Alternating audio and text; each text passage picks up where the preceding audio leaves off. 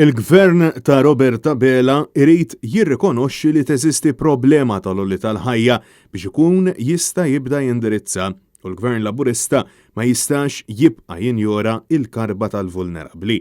Sostnew dan il-Viċi Kap tal-Partit Nazzjonalista David Aġus, il-kelliem għall-affarijiet tal-konsumatur Claudette Buttigieg u l-kandidata u l-kunsilliera tal-Partit Nazzjonalista Francine Farrugia waqt konferenza tal-aħbarijiet il-ħamis filgħodu. David Aġus ħeġġeġ lill-Gvern Laburista sabiex ma jinjorax ir-realtajiet ta' bosta illi ta' kuljum itħabtu wiċċhom ma' sitwazzjoni finanzjarja xejn pjaċevoli bħal ma propju jixed sħarriġ imwettaq mill-Misko illi juri illi wieħed minn kull erba' qed jinsistu li l-akbar problema li qed jaffaċċjaw hija l-għolli tal-ħajja. David Aġus saħaq illi l-Partit Nazzjonalista ser jibqa' jkun it-tarka tal-batut. Fil-ġranet li ġejjin ser ikonna il-budget.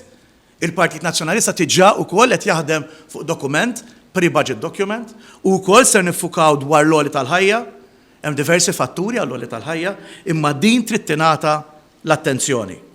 Claudette Buttigieg min-naħa tagħha qalet li Gvern ġdid Nazzjonalista jindirizza l-għolli tal-ħajja b'miżuri konkreti fosthom li jkun hemm investiment u titjib fit-dħul tal-ħaddiema li jkun jirrefletti l-ħiliet u x-xogħol illi wettqu kif ukoll b'monitoraġġ tal-prezzijiet fost oħrajn. Buttigieg qalet ukoll li hemm 327 miljun euro ta' fondi Ewropej fil-programm ta' rkupru illi il-Gvern għadu lanqas beda jimplementa. Hija staqsiet lill-Gvern ta' Roberta Bela x'se jkun qed jagħmel la darba l-iskema tas-suppliment tal-COVID u l-iskema tal-vouchers proposta xpronata mill-Partit Nazzjonalista jiġu fit-tmiemhom fil-jiem u l-ġimgħat li ġejjin. Id-Deputat Parlamentari Nazzjonalista insistiet illi f'pajjiżna għandna problema serja minħabba l-fatt illi lanqas il-Ministru tal-Finanzi Clyde Caruana ma jħaff x'se jaqbad jagħmel. Ma taħsibx li l-Gvern jista' jsolvi din il-problema? Tini mod, tini soluzzjoni kif taħseb il-Gvern. Insaqsi, inti parti mill-Gvern ġifier ma tax nisna l-wiġbek jien. Ma staqsi għal ħadd ieħor mela.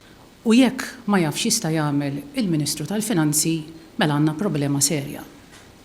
Għaliex l-iktar ħaġa importanti hija li inti tiffaċċja u tirrikonoxxi li għandek problema. Inkella kif ħadd indirizza. Francine Farrugia spjegat kif bosta familji jsemmu l-aktar l-għoli tal-prezzijiet tal-mediċini u tal-merċa fejn bosta sidien tal-ħwienet jikkonfermaw illi ħafna prodotti olew.